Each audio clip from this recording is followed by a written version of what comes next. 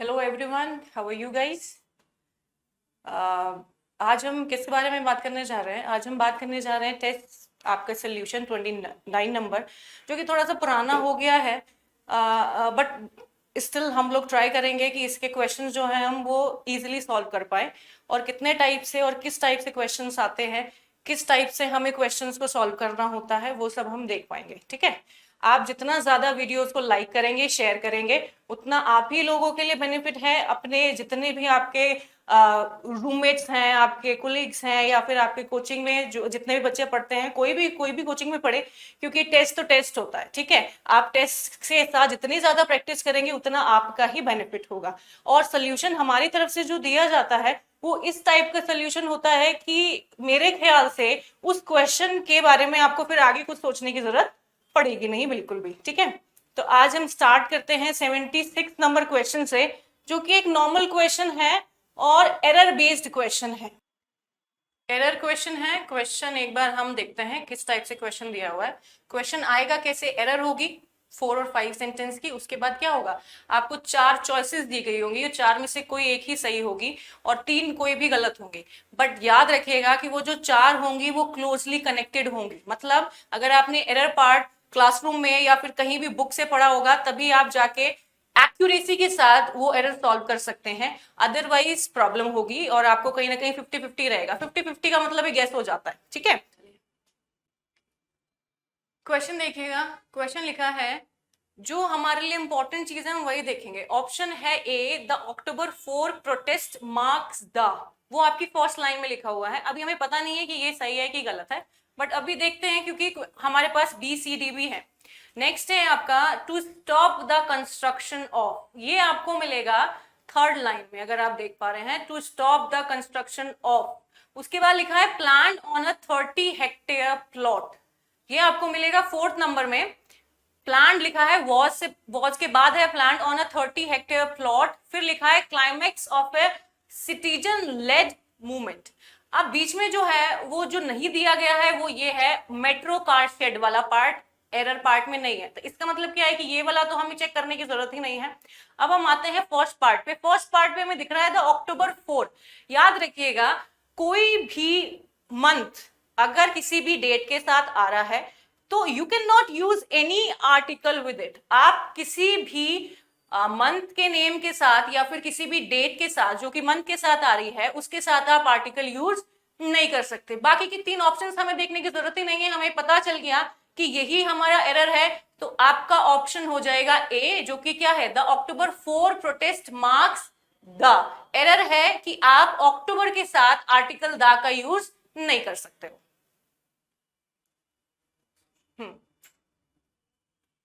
Moving to next question 77। It's a fill in the blanks question. ठीक है, अब देखो इसमें फिल इन द ब्लैंक में भी क्या होता है, वर्ड्स होते हैं, कहीं पे आपको लगाने होते हैं कनेक्टर्स। तो ये आपका क्वेश्चन जो है वो है आपका कनेक्टर का।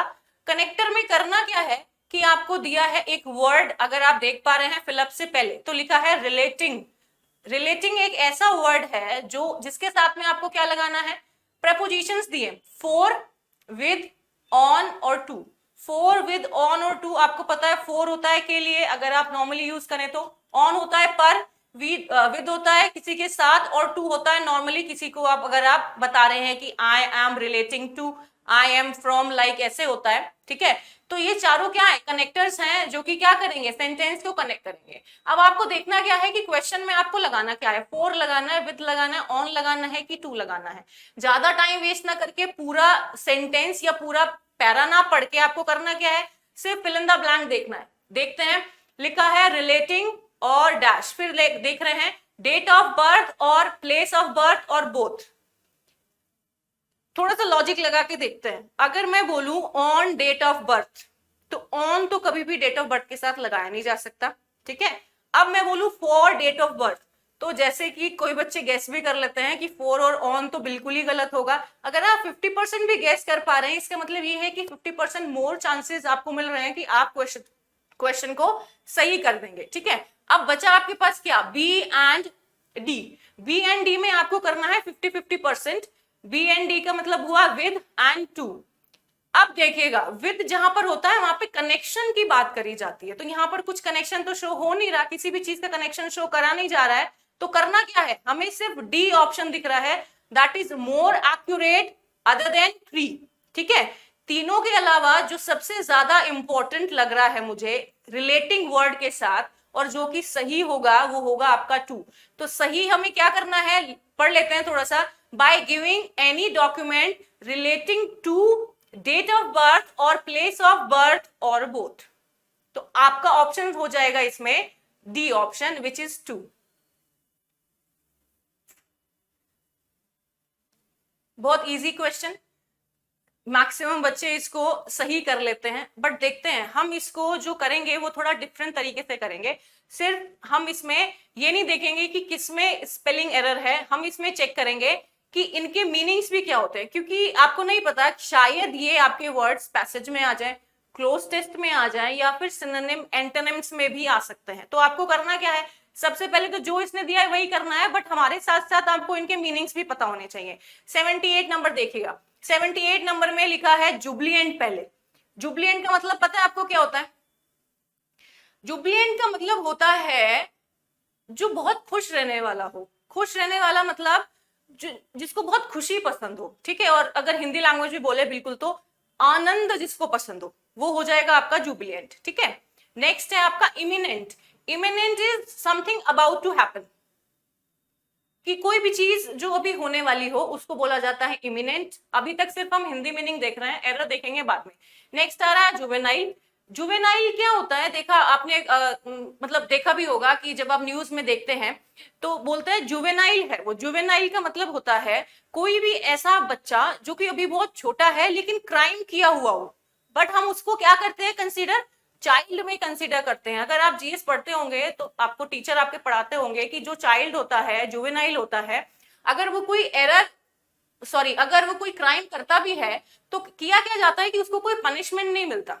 ठीक है, पनिशमेंट मिलता है वो भी नॉर्मल पनिशमेंट मिलता है।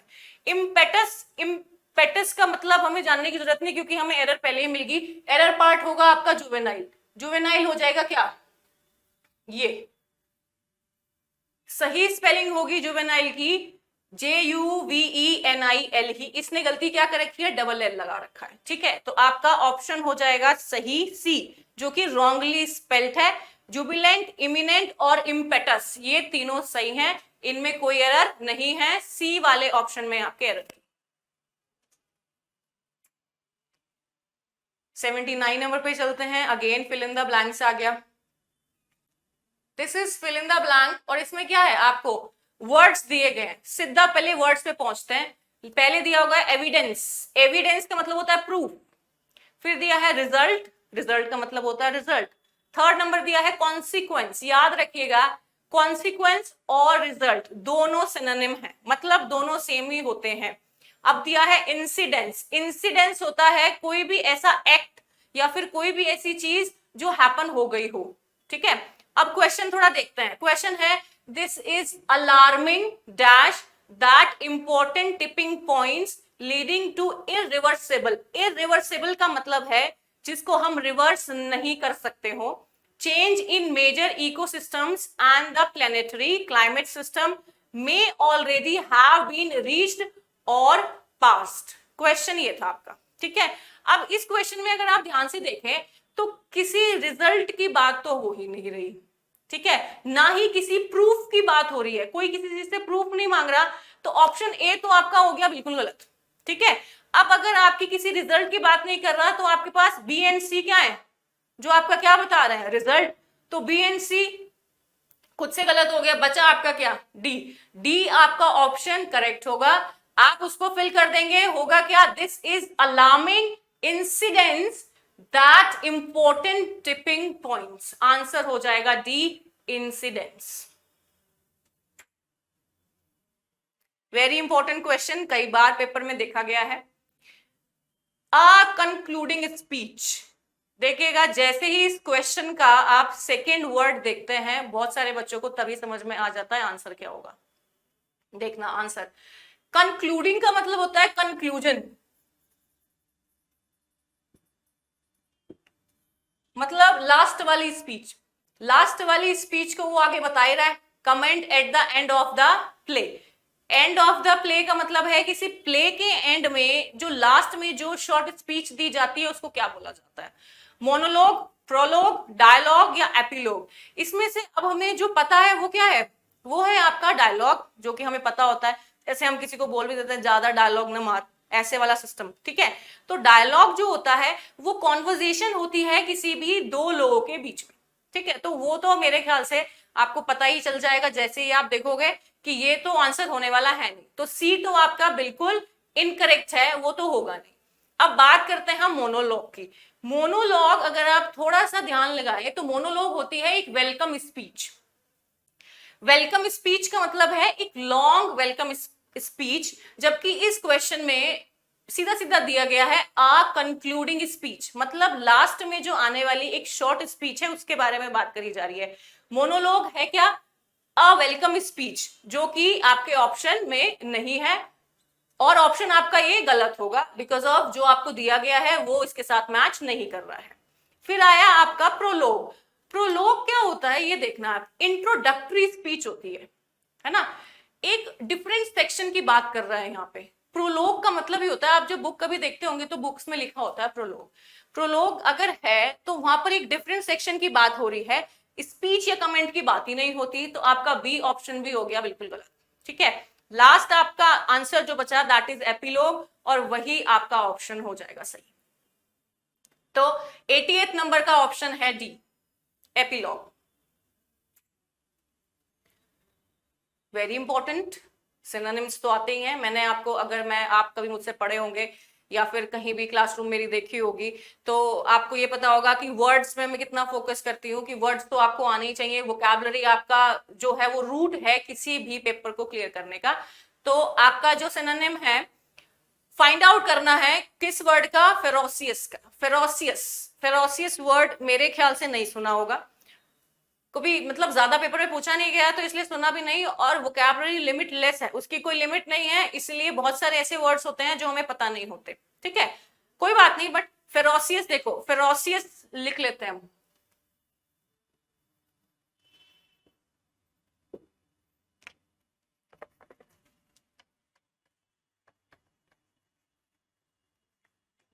ऑप्शंस भी हैं हमारे पास। प्रॉस्पर है, क्लमजी है, अनटेम्ड है और फ्रेल है। प्रॉस्पर का मतलब देखना क्या होता है। प्रॉस्पर का मतलब जो होता है, अगर मैं बोलूं कि मुझे आपकी प्रॉस्पर हेल्थ वेल्थ चाहिए, मतलब मुझे प्रॉस्पेरिटी चाहिए आप में, तो प्रॉस्पर का मतलब क्या होता है? किसी चीज में सफल होना, तो होता है प्रॉस्पर। फेरोसियस का मीनिंग, अब मतलब करो सपोज कि अभी आपको पता नहीं है, प्रॉस्पर का मीनिंग पहले पता करते हैं क्योंकि प्रॉस्पर हमने सुना है। प्रॉस्पर हुआ, प्रॉस्पर के साथ साथ मीनिंग क्या हुआ प्रॉस्पर का? किसी भी चीज में सफल हो जाना, दैट इज प्रॉस्पर, ठीक है। अब देखते हैं हम क्लमजी। क्लमजी किसको बोलते हैं? क्लमजी भी थोड़ा सा डिफरेंट वर्ड है जो कि ज्यादा सुना और देखा नहीं जाता, बट देख लेते हैं। क्लमजी जो होता है उसको बोला जाता है जिसका कोई ढंग ना हो, मतलब कोई टाइप ना हो, something which is not in systematic way, ठीक है। जो कोई भी चीज सिस्टम में नहीं होगी उसको हम बोलेंगे क्लमसी, बेढंगा बोला जा सकता है, ठीक है। अनटेम्ड देखना आप क्या होता है। अनटेम्ड का मतलब होता है भद्दा। भद्दा किसी चीज को मतलब आपको अच्छा नहीं लग रहा, ठीक है, तो वो क्या हो जाता है आपका अनटेम्ड। फ्रेल क्या होगा? फ्रेल का मीनिंग होता है आपका समथिंग या someone which is very weak. जो भी कोई चीज वीक होगी उसको क्या बोला जाता है? फ्रेल। फेरोसियस का मतलब होता है किसी, कोई भी ऐसा पर्सन जो क्रूअल हो, बेढंगा हो, उद्दंड हो, मतलब जो नोटी होते हैं वो होते हैं आपके फेरोसियस, ऐसा आप समझ सकते हो। तो क्या हुआ? प्रॉस्पर का मतलब हुआ हमारा सफल होना, क्लमजी का मतलब हुआ हमारा आपका गंदा, बेढंगा टाइप, गंदा बोला जा सकता है। अनटेम्ड जो होता है वो होता है उद्दंड, someone who is very naughty. Frail का मीनिंग होता है वीक, जो कोई भी वीक होगा या कोई चीज या फिर कोई पर्सन, उसको बोलते हैं हम फ्रेल। तो फेरोसियस का मीनिंग क्या होगा? अगर आप फेरोसियस का मीनिंग देखें तो फेरोसियस का मीनिंग ही हो जाता है आपका प्रॉस्पर हुआ, क्लमजी हुआ, अनटेम्ड हुआ और हुआ फ्रेल, नॉटी हो जाता है इसका मतलब। उद्दंड बोल सकते हैं। आंसर आपका क्या होगा इसका? Number 3, untamed. सिनोनिम होगा फेरोसियस का अनटेम्ड। प्रॉस्पर, क्लमजी और फ्रेल इसके सिनोनिम नहीं है। आंसर हो जाएगा 81 का सी। नेक्स्ट है आपका इंट्रिंसिक। सबको पता होता है ये, देखो इंट्रिंसिक।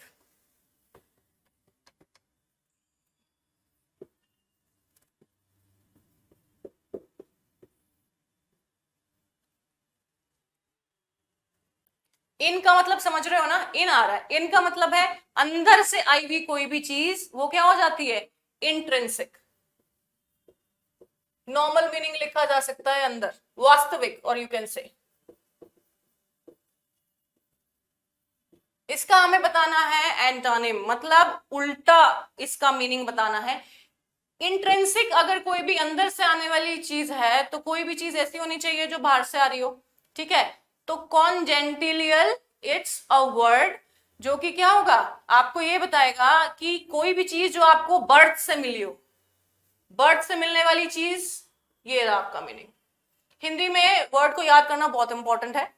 इनहेरेंट, जैसे बोला जाता है कि ये मेरी इनहेरिटेड प्रॉपर्टी है, मतलब कि ये मुझे कैसे मिली है? बाय बर्थ मिली हुई है, क्योंकि ये मेरे फादर की थी, पहले मेरे ग्रैंडफादर की थी, फिर फादर की थी, और अब मेरी है।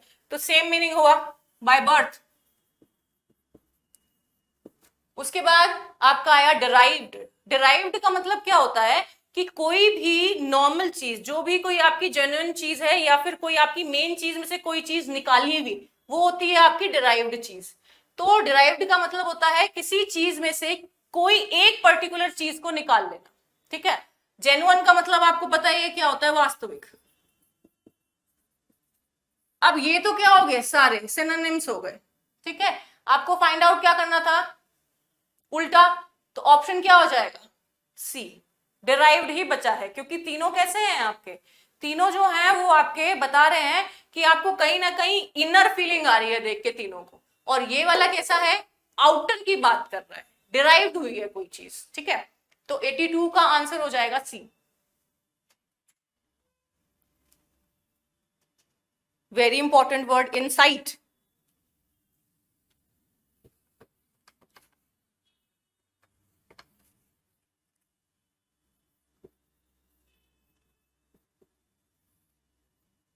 इनसाइट का भी उल्टा बताना है। देखो, इनसाइट का सिनोनिम होता है ये। हिंदी मीनिंग पे जाएंगे तो अगर आप किसी को पंप कर रहे हो किसी चीज के लिए, तो वो हो जाता है किसी को भड़का देना किसी भी चीज के लिए, तो वही मीनिंग होता है आपका इनसाइट का। अब देखते हैं कि हमारे पास कितने ऑप्शंस है, 4, जिसमें से कोई आपका एक ही ठीक है। पहला वर्ड दिखा है अराउज, इसका मीनिंग होता है भड़काना, सेम मीनिंग है, ठीक है? डाइसुएड भी है, डाइसुएड जिसका मतलब होता है रोकना किसी चीज से। थर्ड नंबर है मोटिवेट, ये सबको पता है क्या होता है। अनक्वालिफाइड, ये सबको पता है कि जब कोई किसी चीज को क्वालिफाई नहीं कर पाता तो उसको बोला जाता है that you are unqualified for this test, ठीक है? तो आपको सी और डी तो होना नहीं बिल्कुल भी। बचा कौन? First and second. फर्स्ट कैसा है? इसका सिनोनिम है, तो इसका उल्टा वर्ड कौन सा बचा? सिर्फ डाइसुएड। तो आपका ऑप्शन हो जाएगा B, which is dissuade, opposite of insight. 84 number question, easy question, very easy question. कुछ नहीं करना, सिर्फ देखना है कि एरर कौन से पार्ट में है। अगर एरर है तो आपका ऑप्शन होगा ए बी सी, नहीं है तो आपका ऑप्शन होगा डी। फर्स्ट वर्ड या सेंटेंस बोल सकते हो, फर्स्ट लाइन देख के आपको समझ में आ रहा है कि जो आपका पूरा पैराग्राफ है वो किसमें है? पास्ट में जाना चाहिए। बोल रहा है ही सेड, सेड जैसे ही आया सिर्फ आपको देखना है ऑप्शंस। आप आए विल बी, नहीं हो सकता, फिर से आए विल बी, नहीं हो सकता। क्वेश्चन में गलती है क्योंकि ये दिखा रहा है आपको पास्ट की चीज, और आपको करना क्या है? सिर्फ पास्ट में विल और वुड दिया हुआ है। विल का पास्ट क्या हो जाता है? वुड। तो answer would be only C, would be compiled next year. Jumble, maximum गलतियां होती हैं इसमें। जंबल देखते हैं। जंबल में आपको दिया क्या हुआ है, 4 ऑप्शंस दिए हुए हैं। आपको करना क्या है इसमें कि आपको इनको सीक्वेंस में लगाना है, ए बी सी डी को सीक्वेंस में लगाना है। जिस टाइप से सेंटेंस बनेगा वैसे ही आपको सेंटेंस बना देना है। ऑप्शंस में देखते हैं क्या लिखा हुआ है। Such up and down have come in the country's economy before as well. इसे देख के अभी हमें कुछ समझ आ नहीं रहा। सेकंड पढ़ते हैं, out of such a situation. Out of such a situation अगर आप पढ़ रहे हैं, उससे पहले आपके पास कोई ऐसी सिचुएशन होनी चाहिए जिससे कि आप आउट ऑफ बोल सको। मतलब बी तो आपका ऑप्शन फर्स्ट हो ही नहीं सकता कभी भी, ठीक है, क्योंकि आउट ऑफ अगर आ रहा है सिचुएशन के लिए तो पहले आपके पास कोई ऐसी सिचुएशन होनी चाहिए जिसमें से आप आउट ऑफ बता सको, ठीक है। तो बी तो कभी नहीं होगा। सी देखो कैसे आया, सी आया देयरफॉर। देयरफॉर आने के लिए कोई कंडीशन होनी चाहिए, देयरफॉर आने के लिए कोई कंडीशन ही नहीं है, तो फर्स्ट पार्ट ना ये होगा ना ये होगा, ठीक है। अब बोल रहा है बट, बट के लिए पहले कोई कनेक्शन होना चाहिए, कोई भी कनेक्शन नहीं है। तो आपका फर्स्ट ऑप्शन क्या है इसमें, ए से आप शुरू करेंगे। ए आप देख रहे हैं कहीं पे है, ए है आपका ए डी बी सी ऐसा कुछ लगा हुआ है, A D B C. A first part में और कहीं है ही नहीं, आपका आंसर क्या हो जाएगा, बी। और कुछ देखने की जरूरत ही नहीं है, आंसर इज बी ओनली। क्योंकि अगर उसने ए कहीं और दिया होता तो आपको फिर से चेक करना पड़ता, बट ए कहीं पर दिया ही नहीं गया है। सिंपल क्या दिया गया है कि ए है और एक ही ऑप्शन में है, तो कुछ नहीं करना, सीधा आंसर आपका होगा बी। पहले आ जाएगा सच अप एंड डाउन्स, उसके बाद आएगा बट द कंट्री हैज, उसके बाद आएगा आपका आउट ऑफ सच, उसके बाद आएगा देयरफॉर लास्ट में।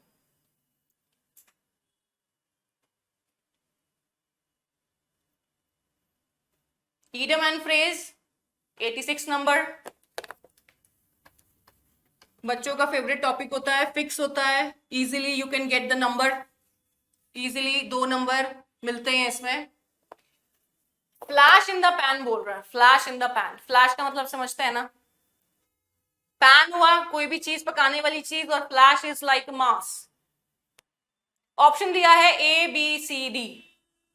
फ्लैश इन द पैन देखिएगा, idiom phrase one word substitution का फिक्स्ड मीनिंग होता है, उसमें कोई चेंज नहीं होता, उसमें कोई भी चीज आप लॉजिक लगा सकते, ट्रिक नहीं लगा सकते, आपको सिंपली लर्न करना पड़ता है। अगर आप देखें ऑप्शंस में तो इसका ऑप्शन हो जाएगा B number. Flash in the pan का मतलब होता है a thing or person whose sudden but brief success is not repeated। Flash in the pan का मतलब कोई भी चीज या फिर कोई पर्सन जिसकी जो सक्सेस है वो कैसे मिली है, अभी अभी मिली है और ज्यादा देर तक नहीं चलेगी, बहुत कम सक्सेस जो होती है। और लिखा हुआ है इज नॉट रिपीटेड, मतलब रिपीट भी नहीं होने वाली, एक बार हो गई तो हो गई, फिर उसके बाद कोई ऑप्शन नहीं है उसके पास। तो आंसर हो जाएगा आपका B. 87 number, error again, error आ गई जो ग्रामर बेस्ड होती है। ऑप्शंस में देखते हैं, ऑप्शंस में क्या क्या दिया हुआ है उसने। ऑप्शन में दिया गया है prime minister Boris Johnson won approval of his Brexit deal, ये दिया हुआ है। फिर दिया है the first step towards fulfilling, याद रखिएगा टुवर्ड्स दिया हुआ है, एस इसलिए लगाया वर्ब में क्योंकि द फर्स्ट स्टेप है। तो बी में कोई प्रॉब्लम मुझे अभी तक लग नहीं रही है, अभी मैं फाइनल नहीं पहुंची हूं बट चेक कर रही हूं। From the European union bye January 31 after his landslide victory, यहां तक पहुंच गए हम। उसके बाद हमने देखा है कि जनवरी 31 दिया हुआ है, जैसे कि मैंने आपको क्वेश्चन नंबर 76 करवाया था कि अगर कहीं पर मंथ दिया हुआ है तो आप आर्टिकल नहीं लगा सकते, तो यहाँ पर पहले से आर्टिकल लगा नहीं हुआ है, जो कि सही होगा अभी तक के लिए। अभी हमें ऑप्शंस मिल गए बी और सी। जहां तक मुझे गलती लग रही है वो मुझे ए में लग रही है। वो कैसे है, क्योंकि जब हम प्राइम मिनिस्टर या फिर किसी टाइटल का नेम लेते हैं तो हमें करना क्या होता है, उसको हमें पर्टिकुलर बनाना पड़ता है, लाइक प्रेसिडेंट, प्राइम मिनिस्टर, और उसके बाद अगर नाम है तो भी हम क्या करते हैं, आर्टिकल लगाते हैं। आपको करना क्या है, सिर्फ आपको अगर आपके पास कभी फिल इन द ब्लैंक में आए तो आपको आर्टिकल यूज करना है विच इज द, और अगर एरर है तो एरर पार्ट हो जाएगी आपकी ए, क्योंकि आपको प्राइम मिनिस्टर से पहले आर्टिकल लगाना पड़ेगा। जॉब टाइटल जो कि फिक्स होते हैं उनके आगे हमें पर्टिकुलर आर्टिकल लगाना पड़ता है, विच इज द। तो ऑप्शन आपका हो जाएगा A. Active form, 88 number is active form. Question बहुत इजी है, बस हमें देखना है। देखो, एक्टिव टू पैसिव वॉइस जाते हैं। अगर आप देखो तो इसने हमें दिया हुआ है पैसिव वॉइस, हमें पैसिव से किसमें जाना है, एक्टिव में। उल्टा जाना है, पैसिव में हमें क्या दिया हुआ है, आर, और पैसिव में होता क्या है, इज आर एम। अगर पैसिव में कहीं पर इज एम आर होता है तो वो चेंज किसमें होता है, V1 में, मतलब वर्ब की फर्स्ट फॉर्म में। ये होता है सोल्यूशन, ठीक है। अब क्वेश्चन देख लेते हैं। क्वेश्चन में हमें चेक क्या करना है कि इज एम आर दिया हुआ है तो हमें हमारे पास V1 होनी चाहिए। ऑप्शन ए में देखते हैं, हमारे पास V1 कहीं है ही नहीं, सेकेंड फॉर्म दी हुई है। ऑप्शन ए बिल्कुल गलत, ठीक है। फिर सेकेंड नंबर पे आते हैं कि हमें V1 दी हुई है, क्योंकि हमने क्या लिखा हुआ है, आई एक्सपेक्ट बोला हुआ है, तो हमारे पास V1 है। तो ये इसको अभी हम छोड़ते हैं कि शायद ये सही होगा, बट आगे का नहीं पता। सी नंबर पे आते हैं, फिर से बोल रहा है I expect you to complete, ये भी होता है। अब यू आर बीइंग तो बिल्कुल पॉसिबल नहीं है, क्योंकि पैसिव का पैसिव वॉइस ही बना रहा है, जो कि गलत हो जाएगा। ए भी गलत हो जाएगा, पैसिव का पैसिव वॉइस है। हमें एक्टिव फॉर्म चाहिए। देखिएगा क्वेश्चन में बोल रहा है you are expected to complete the track before sunset, ठीक है। आपको क्वेश्चन का फॉर्म चेंज नहीं करना होता है, सिर्फ active to passive, passive to active करना होता है। ऑप्शन सी आपका बिल्कुल सही होगा। बी में क्या किया गया है, I expect you to be completed लिखा गया है, जबकि आपका क्वेश्चन क्या है, expected to complete. Option C बिल्कुल सही है, आई एक्सपेक्ट यू। क्यों, इज एम आर की जगह किसने ले ली, पहली बात तो V1 ने, ठीक है। आई के साथ क्या रखा है, एक्सपेक्ट। आई के साथ, आई होता सिंगुलर है, लेकिन हमेशा वर्ब उसके साथ कैसी आती है, प्लरल आती है। तो उसके साथ में लगाने के बाद हमें करना क्या है, I expect you to complete. आगे का फॉर्मेशन हमें ऐसा का ऐसा रखना है, उसको चेंज नहीं करना है। और नॉर्मली सेंटेंस आपको सिर्फ एक ही ऑप्शन दे रहा है, वो कैसा है, सी ऑप्शन। आपका सी ऑप्शन बिल्कुल सही होगा। सिर्फ आपने पैसिव से किसमें कर दिया, उसको एक्टिव फॉर्म में। बस ये वाला ध्यान रखना कि इस टाइप से अगर आता है तो आपको ये चीज याद होनी चाहिए।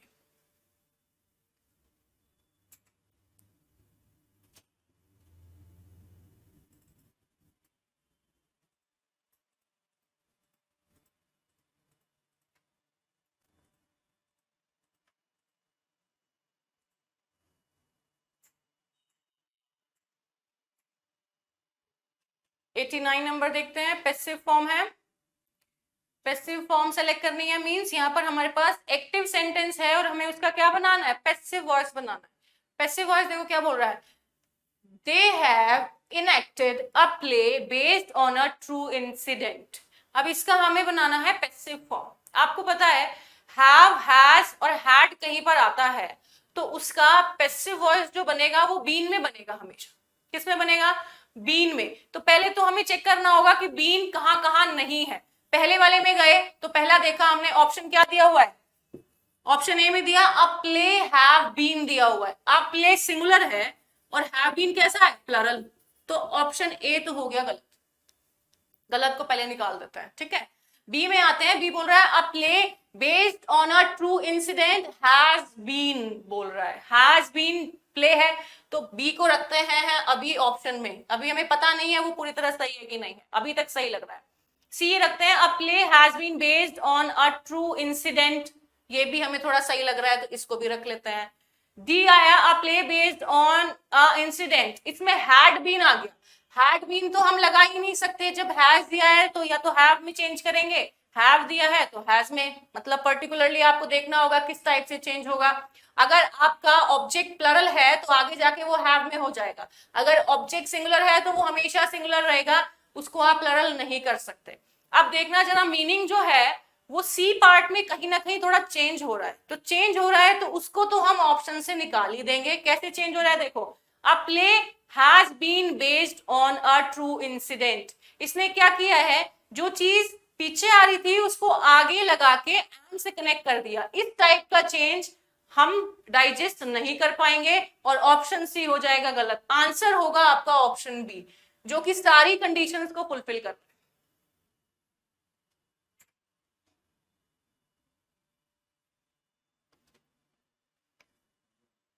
फिर से है आपका 90 नंबर। 90 नंबर जो है वो है आपका कि आपको ऑप्शंस दिए गए हैं 4 और आपको रॉन्गली स्पेल्ड देखना है कौन सा वर्ड होगा।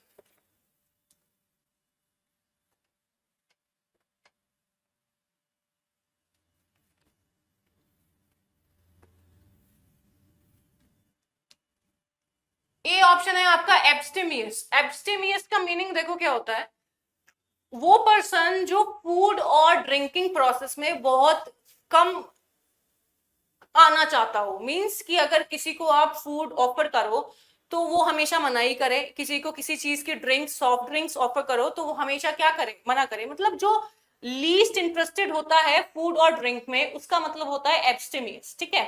एबेयंस, एबेयंस की जो स्पेलिंग है वो ही गलत है।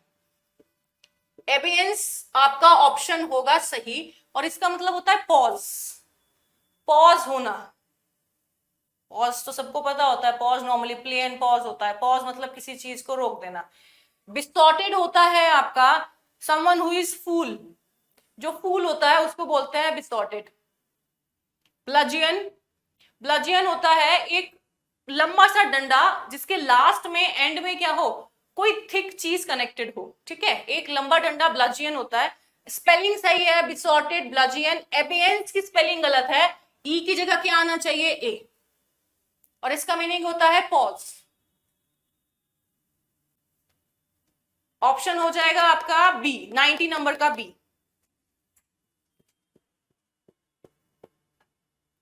एरर आ गई फिर से 91 number.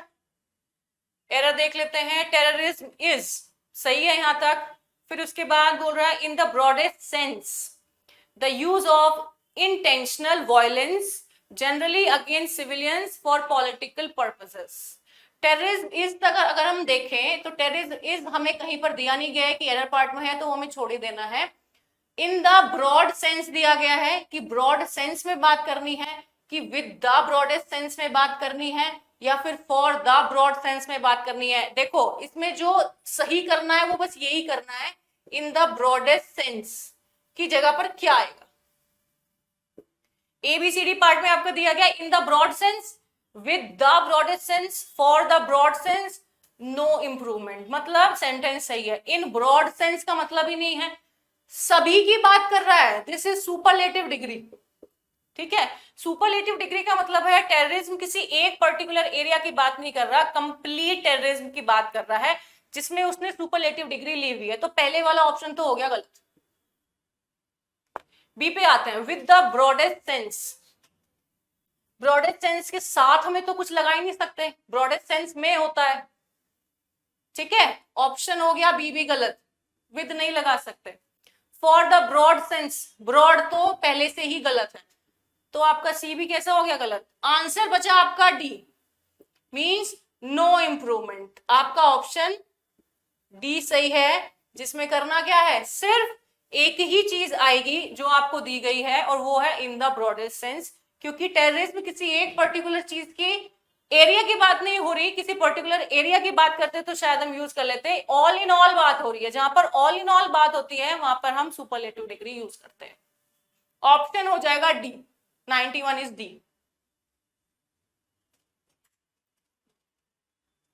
Very easy, doleful. Doleful का मतलब ही होता है सैड, और क्या दिया हुआ है इसने, हैप्पी, डाउटफुल, क्लियर और सैड। सिनोनिम देना है सीधा सीधा। 92 नंबर का ऑप्शन आपका होगा डी नंबर, सैड। डोलफुल का मतलब ही होता है सैड होना, या सैड किसी की वजह से होना या खुद से होना। हैप्पी तो होना पॉसिबल नहीं है, डाउटफुल होना पॉसिबल नहीं है, क्लियर होना पॉसिबल नहीं है। Option D is for doleful and that is 92 number question. Answer is D. Next again jumble sentence, ABCD option. First दिया है major seems to have major seems to have दिया हुआ है, 5 लाख दिया हुआ है, Accenture place the Dublin based digital technology and consulting ये दिया हुआ है, इन दिस फर्स्ट क्वार्टर दिया हुआ है। अभी हम इसे फर्स्ट वर्ड्स देखते हैं इनके क्या क्या दिए हुए हैं। इसमें दिया 5 lakh a significant people, people कहाँ के हैं, कौन है, कुछ नहीं पता, इसलिए बी ऑप्शन गलत होगा अभी फर्स्ट पार्ट पे रखने के लिए। ऊपर दिया हुआ है major seems to have, major seems to have के लिए भी हमें पहले कुछ ना कुछ जरूर चाहिए। हमें जो अभी तक देखने में सही लग रहा है वो लग रहा है ऑप्शन सी, ऑप्शन सी बिल्कुल सही लग रहा है, क्योंकि यहाँ पर क्या कह रहा है, पहले एक कंपनी का नाम बता रहा है। आप किसी कंपनी के बारे में बताओगे, उसमें जितने भी काम करने वाले हैं उसके बाद में उसके बारे में बताओगे, फिर उसके वो कितना अर्न कर रही है उसके बारे में बाद में बताओगे, उसमें कितने लोग हैं उसके बारे में बाद में बताओगे, लेकिन पहले तो कंपनी का नाम बताना पड़ेगा। तो सी ऑप्शन में क्या हो रहा है कि कंपनी नेम है, कंपनी नेम है, तो सबसे पहले आपका ऑप्शन क्या हो जाएगा, सी। और सी कौन कौन से में है, ए में है नहीं, सी में है नहीं, बचा सिर्फ बी। सबसे पहले हम सी को लेंगे, बी में है और डी में है, सी। सी के बाद हमें चेक करना है, लास्ट क्वेश्चन में जो हमने जंबल वाला किया था उसमें हमें सिंपल मिल गया था, इसमें क्या है, इसमें 2 दिए गए हैं सी सी वाले, तो अभी हमें ए और बी भी चेक करना पड़ेगा। सी में हमें कंपनी का नेम दिया हुआ है, हमें चेक करना है ए और बी में से। अभी देखते हैं, कंपनी नेम के साथ साथ बोल रहा है कि 5 lakh are significant people, people के बारे में हमें कुछ अभी पता ही नहीं है। सबसे पहले वो कुछ ना कुछ ऐसा बताएगा कि जिससे कि हमें ये कंफर्म हो जाए कि ये उसी कंपनी के लोग के बारे में बात कर रहा है, और कुछ ना कुछ ऐसी नंबर के बारे में बात कर रहा है जो उस कंपनी से कहीं ना कहीं कनेक्शन में है। तो बी नंबर ना होके पहले कौन सा नंबर आएगा, ए। ए कैसे आ जाएगा, देखो मेजर सीम्स टू हैव बोल रहा है single largest tech employer in the world, तभी तो नंबर देगा।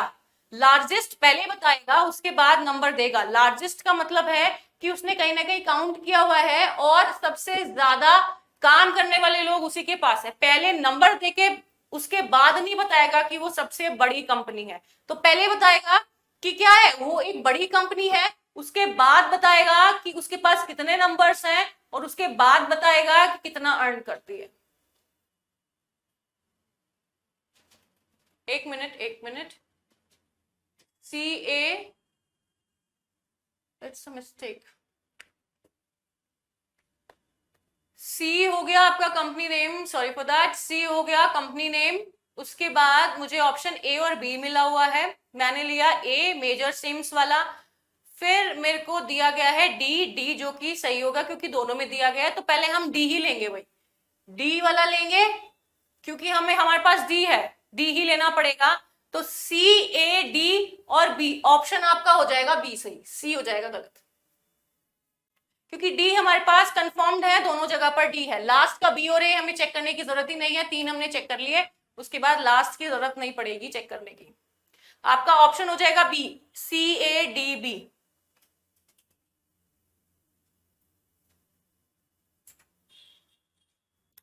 फोर नंबर, ईडम आ गया फिर से, at once wits end, wit का मतलब होता है बुद्धि।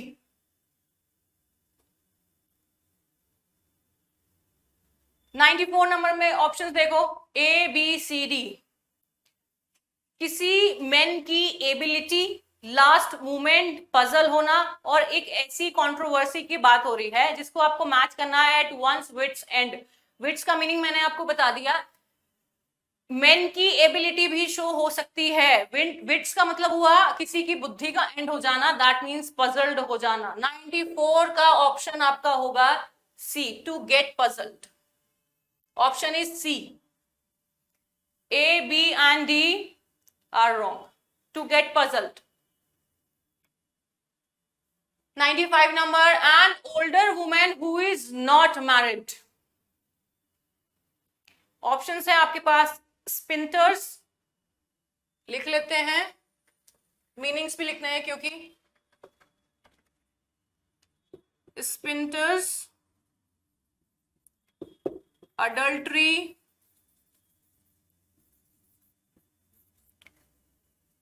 Celibacy and बायगामी।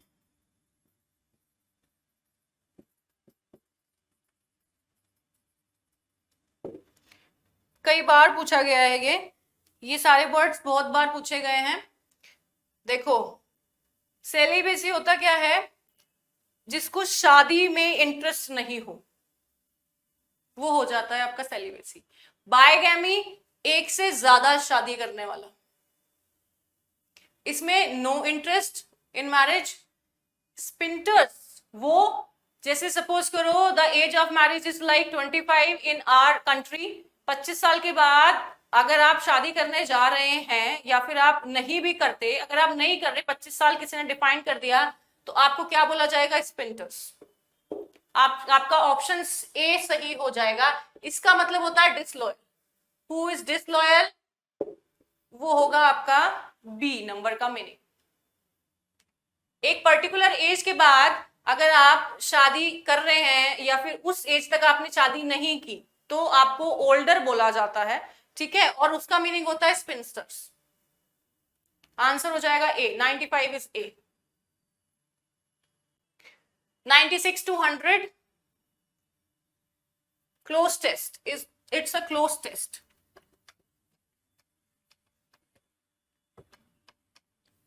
Global warming based close test है। ग्लोबल वार्मिंग का आपको पता ही है।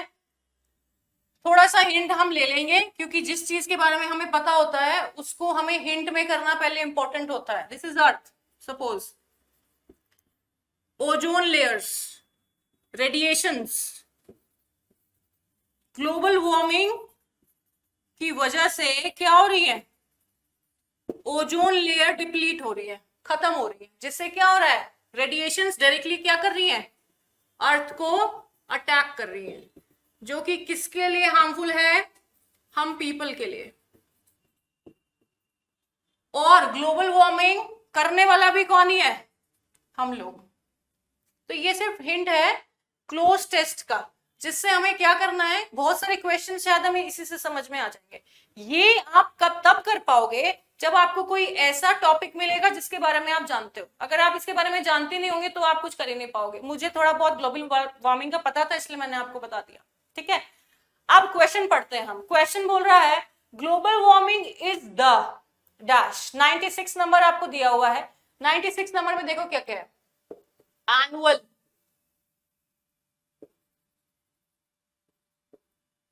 Short term, minuscule, and D is long term। ऐसे दिया हुआ है। तो ग्लोबल वार्मिंग जो है वो एक शॉर्ट टर्म है, हर साल होने वाला है, या लॉन्ग टर्म है।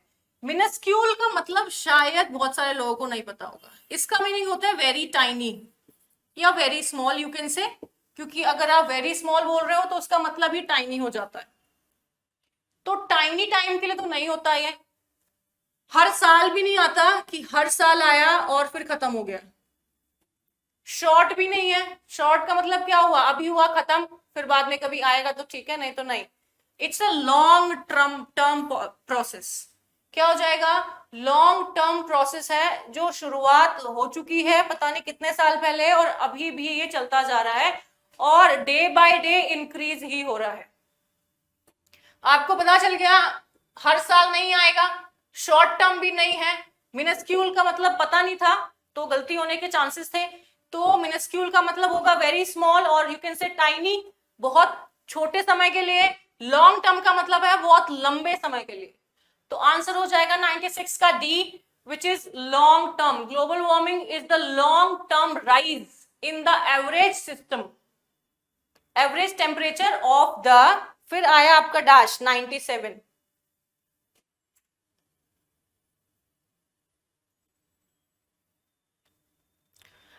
नंबर में देखो दे रहा है is the average temperature of the, फिर दिया डैश। एवरेज टेम्परेचर देखो किसका बढ़ रहा है, मैंने यहां लिखा हुआ है अर्थ का, दिया हुआ है 97 नंबर। इंडिया, इंडिया का बढ़ रहा है, कंट्री का बढ़ रहा है, यूनिवर्स का बढ़ रहा है, या फिर अर्थ का बढ़ रहा है। डायग्राम बनाने का मीनिंग सिर्फ एक ही था कि आपको पता चल जाए ग्लोबल वार्मिंग होती किस पे है, अर्थ पे होती है। तो आंसर सी सबसे ज्यादा करेक्ट है, आंसर सी होगा 97 का। 97 नंबर का है आंसर सी, क्योंकि ग्लोबल वार्मिंग अर्थ की होती है, कंट्री की नहीं, सिर्फ भारत की नहीं या पूरे वर्ल्ड की नहीं, अर्थ की होती है। फिर आया आपका 98 नंबर। 98 नंबर से पहले बहुत बड़ा सा कुछ है लिखा हुआ पैराग्राफ टाइप, जिसमें हमें कुछ करने की जरूरत नहीं है, सिर्फ ऐसे ही नॉर्मली रीड करना है और रीड करने के बाद शायद हमें हिंट मिल जाएगा 98 के लिए कि हमें उसमें क्या लगाना है। अब बोल रहा है major aspect of climate change has been direct temperature measurement, measurement of various dash dash and dash, उसके बाद डैश। ठीक है, अब जो हमें ऑप्शन दिए हुए हैं हमें सिर्फ वही करने हैं, क्योंकि इसने बहुत सारी लाइंस को क्या कर दिया है, मिस कर दिया है। इसने हमें दिया हुआ है इफेक्ट्स, अफेक्ट्स, एस्पेक्ट, तीन चीज दी हुई है, और दिया है इश्यूज।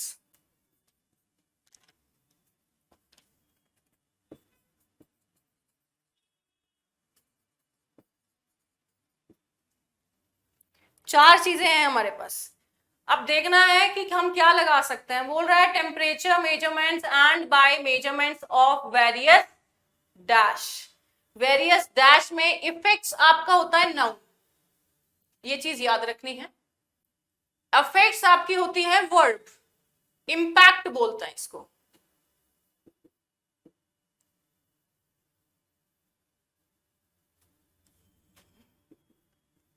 ये होता है पॉजिटिव इफेक्ट या फिर नेगेटिव इफेक्ट। नाउन है तो कुछ ना कुछ वर्ब भी होनी चाहिए, उसके बाद में वर्ब नहीं भी दे रहा तो कोई प्रॉब्लम नहीं है।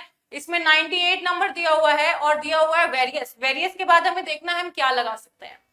पढ़ते हैं वेरियस। वेरियस इफेक्ट्स लगाया जा सकता है, वेरियस अफेक्ट्स लगाया जा सकता है, वेरियस इश्यूज या फिर वेरियस एस्पेक्ट्स। एस्पेक्ट्स तो देखो किस लिए नहीं लगा सकता जाया जा सकता, ये पार्ट की बात करता है किसी, तो यहाँ पर पार्ट की बात तो हो नहीं रही, इसलिए ऑप्शन डी तो बिल्कुल गलत है। ठीक है, अब जितना आपने ये पढ़ लिया उसमें क्या पता चल रहा है कि ग्लोबल वार्मिंग के इफेक्ट की बात कर रहा है, मतलब कि पॉजिटिव होता है क्लाइमेट चेंज की या फिर नेगेटिव होता है। तो आपका ऑप्शन सिर्फ एक ही सही है, दैट इज इफेक्ट्स। आंसर आपका सही होगा A, option A is correct for 98 number. आ जाएगा by measurements of various effects of the warming.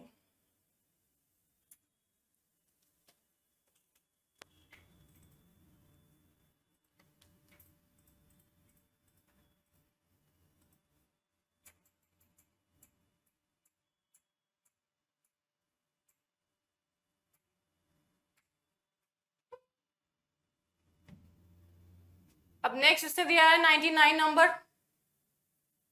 99 number हमें दिख रहा है global warming and climate change तक।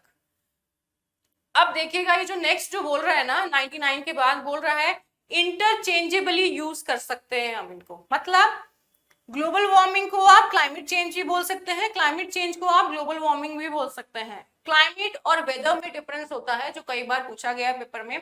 वेदर किसी पर्टिकुलर एरिया का होता है, ठीक है, लाइक दिल्ली, मुंबई, पुणे, महाराष्ट्र। और क्लाइमेट किसका होता है, ऑल इन ऑल, होल का होता है क्लाइमेट। ठीक है, अब आपको क्या करना है कि इसमें देखना है कि ये कैसे उसको यूज करवा रहा है। बोल रहा है मोर accurately global warming is dash dash dash, global surface temperature, projected continuation, climate change पे बात आई। अब यहाँ आते हैं हम क्लाइमेट चेंज। क्लाइमेट चेंज बोल रहा है ग्लोबल वार्मिंग है एंड इट्स इफेक्ट्स।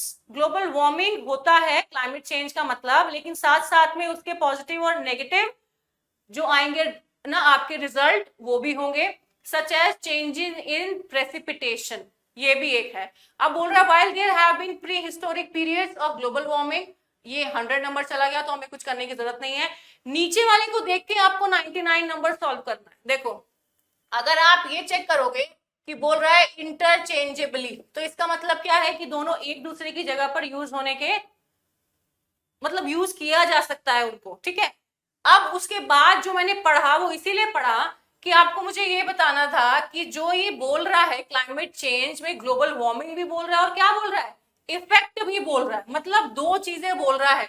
दो चीजें बोल रहा है तो सिंगुलर जितनी चीजें हैं वो सारी कट जाएंगी पहले तो। उसके बाद पूरा पैराग्राफ किसमें है, प्रेजेंट में है, और आपके पास मुझे वॉज भी दिख रहा है, वर भी दिख रहा है, इज और आर भी दिख रहा है।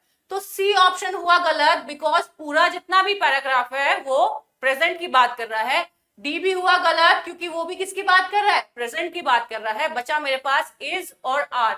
इज किस लिए गलत हो जाएगा, बिकॉज इसमें आप बोथ की बात कर रहे हो, both global warming and it's effects, और वो 99 नंबर को आपको बताएगा कि आपको 99 नंबर पे इज लगाना है कि आर लगाना है। ऑप्शन सेकेंड आपका सही होगा, means option B which is are, वो आपका हो जाएगा सही, जो आप 99 नंबर में फिल कर देंगे। Global warming and climate change are often use interchangeably, option हो जाएगा आपका ये। Last number is 100 number. उससे पहले थोड़ा सा पढ़ेंगे, क्लोज टेस्ट पढ़ने का भी एक वे होता है कि अगर आप पूरा क्लोज टेस्ट पढ़ेंगे तो आपका टाइम कहीं ना कहीं थोड़ा वेस्ट हो जाएगा। क्वेश्चंस पढ़ के कि कहाँ पे आपका ऑप्शन दिखाई दे रहा है आपको वही पढ़ना होता है, ठीक है। अगर आप पूरा पढ़ते हैं, ठीक है, बहुत सारे ऐसे होते हैं जब छोटा होता है क्लोज टेस्ट तो पढ़ने में कोई प्रॉब्लम नहीं है, लेकिन जब क्लोज टेस्ट बड़ा हो जाता है तो थोड़ा सा टाइम कंज्यूमिंग होता है और हमें दूसरे क्वेश्चंस नहीं करने के लिए वो कहीं ना कहीं हेल्प कर देता है, ठीक है। आपको करना क्या है, नॉर्मली सिर्फ क्लोज टेस्ट के ऑप्शन देखने हैं और उसमें से सेलेक्ट करना है कि ये है कहाँ पे। हम पहुंच रहे हैं अभी has been, have been, had been और हैविंग बीन पे। ऑप्शन देखते ही पहले तो दो ऑप्शंस बिल्कुल गलत हो जाएंगे। पास्ट में हम बात ही नहीं कर रहे तो हैड वाला ऑप्शन गलत, मतलब आपका सी वाला ऑप्शन हो जाएगा गलत। हैविंग बीन वाला भी गलत हो जाएगा क्योंकि हैविंग बीन की भी कोई कंडीशन यहाँ पर फुलफिल नहीं हो रही है। बच्चे आपके पास हैज बीन और हैव बीन, आप देखते हैं आएगा क्या। बोल रहा है while there have been prehistoric periods of global warming, many observed changes since the mid 20th century dash fill करना है unprecedented। अनप्रेसिडेंटेड का मतलब होता है नेवर नो, या फिर जो आपको पहले से पता नहीं हो। Over decades of millennia, decades होता है 100 के मल्टीपल में। 1 decade means 10 years, 2 decade मतलब 10 + 10 20 हो जाता है, ठीक है। मिलेनियम जो होता है आपका वो आपका सिंगुलर होता है, वैसे ही मिलेनिया आपका प्लरल हो जाता है, ये भी पूछा जाता है। मिलेनिया प्लरल हो गया, डबल एन आएगा। ऑप्शन में देखते हैं अब क्या आएगा। ऑप्शन में while there have been prehistoric periods of global warming, many observed, जहां तक अभी हमने देखा है वहां पर हमें ये लग रहा है कि जितना भी देख लिया उसमें सारी चीजें प्लरल आ रही हैं, ठीक है। हैव बीन देख रहे हो, मेनी देख रहे हो, फिर देख रहे हो changes since the mid 20th century. इतना देखने के बाद आपके दो ऑप्शंस तो लिस्ट में से पहले ही चले गए थे, बचा था आपके पास हैज बीन और हैव बीन। पुराना जितना भी हमने देख लिया अभी तक, पहली बात तो हमारा पूरा जितना भी है वो सब प्रेजेंट में है, तो पास्ट की बात हम कर नहीं सकते, तो पास्ट वाला हमने निकाल दिया। और जितनी भी चीज है वो सब शुरुआत से किसमें आ रही है, प्लरल सेंस की चलती जा रही है। सिंगुलर प्लरल दो ही कैटेगरी होंगी, सिंगुलर में कोई भी चीज है नहीं, तो आपका ऑप्शन ए भी हो गया गलत। बचा कौन सा, ऑप्शन बी। ऑप्शन बी आपका होगा सही और आप उसको कर देंगे हैव बीन, और सेंचुरी के बाद आपका 100 नंबर पे आ जाएगा have been unprecedented over decades of millennia, ये हो जाएगा आपका number 100। Here is the end। आगे की वीडियो के लिए आप लाइक करिए, शेयर करिए और चैनल को सब्सक्राइब जरूर करिए, जिससे कि आपको टाइम टू टाइम सारी वीडियोस आपको मिलती रहे। बेल आइकन को प्रेस करिएगा अगर आपको हमारे चैनल पे जितनी भी वीडियोस आ रही है उनका नोटिफिकेशन चाहिए, तो कोई भी नोटिफिकेशन मिस मत करिए, आपके लिए हेल्पफुल होगा और आपके फ्यूचर को कहीं ना कहीं क्रिएट करने में हेल्प करेगा। Thank you so much.